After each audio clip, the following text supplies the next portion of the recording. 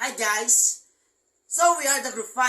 Our presentation today is all about the Kartilya ng Katipunan and the Proclamation of the Independence Day.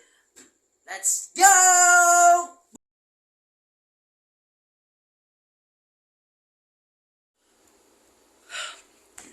Kartilya ng Katipunan, written by the Emilio Jacinto. Who is Emilio Jacinto? Emilio Jacinto, he is a general in the Philippine Revolution. So we talk about Philippine Revolution. There is KKK, Kataas-Taasang Kagalang-galangang Katipunan ng Anak ng Bayan, founded by in Filipino in 1892.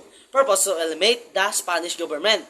There have three objectives. One is politics, two moral and civic.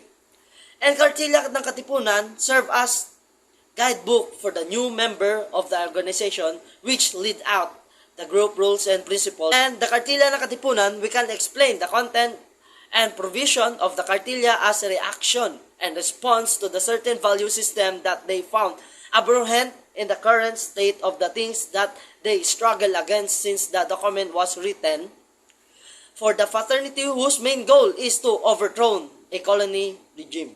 It's all about burgeoning rational and liberal ideas in 18th and 19th century. So, what is burgeoning? Burgeoning is to expand, to grow, and etc. And Kartilya ng Katipunan, there is equality, tolerance, freedom, and liberty, where principle that things appeared during the French Revolution.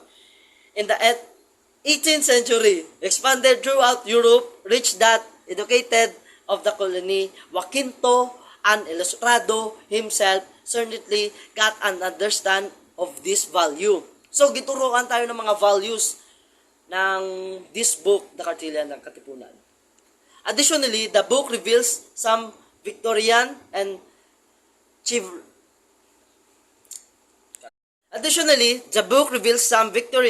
and chivalrous idea. What is chivalrous idea? It's all about woman. To give some guidance or to how to honor them, to respect or etc.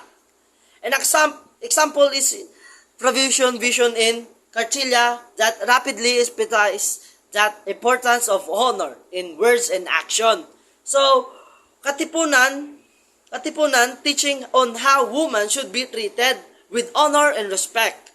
So, we need to honor and respect the woman. And the 10th rule stated that men should be guides of women and children, that they should set a good example because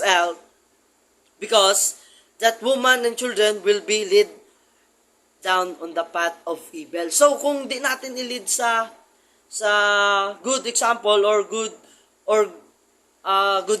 guidance, so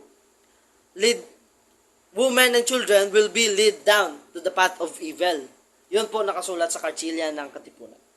So next, Katipunan can be criticized because of the provision. However, it's important to remember the environment in which the organization was created. At that point, gender equality was acknowledged to be a problem. It might be claimed that Katipunan's acceptance of women as significant allies in the battle, as seen in Kartilya, and the fraternity organizational structure where woman unity was founded, was a step forward for its time.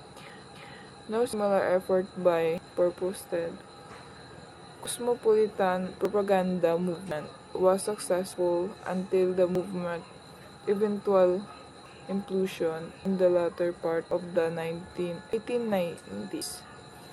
As evidenced by Rizal, well-known letter of the woman of Malolos.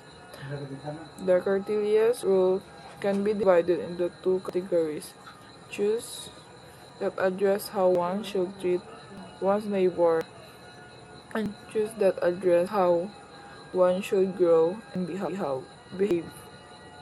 Conclusion: show self-respect and virtue that every Katipunero must embody. This tells tell us that we should live in the right path. Living in the right path affect people by being a role model.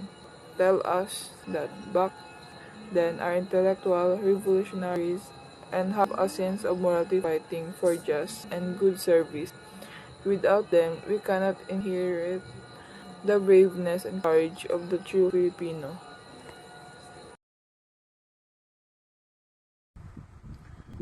Proclamation of Philippine Independence. Every year, the country uh, commemorates the anniversary of the Philippine Independence Day, proclaimed on June 12, 1898, in the province of Cavite.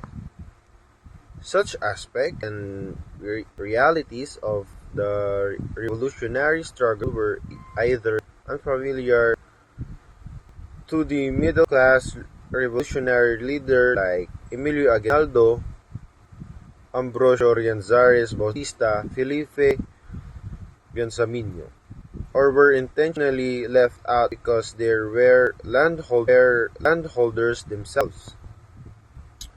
The Treaty of Paris was an agreement signed between Spain and the United States of America regarding to the ownership of the Philippine Islands and other colonies in other Spanish colonies in South America. The agreement ended the short-lived Spanish-American War.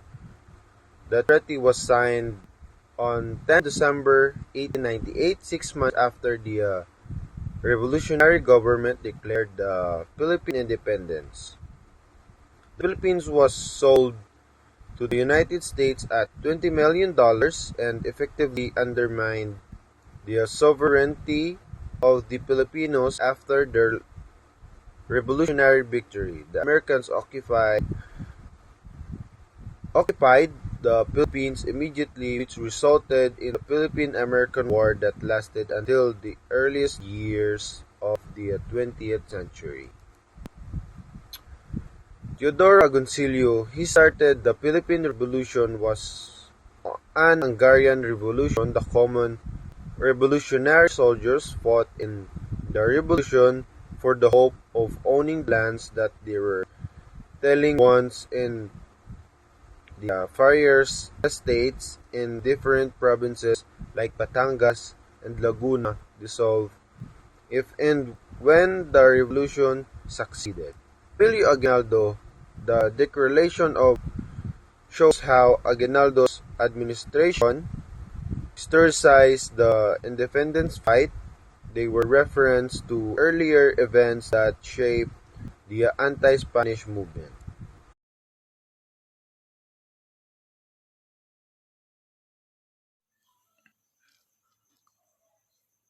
The analysis, the readings, the Proclamation of the Philippine Independence.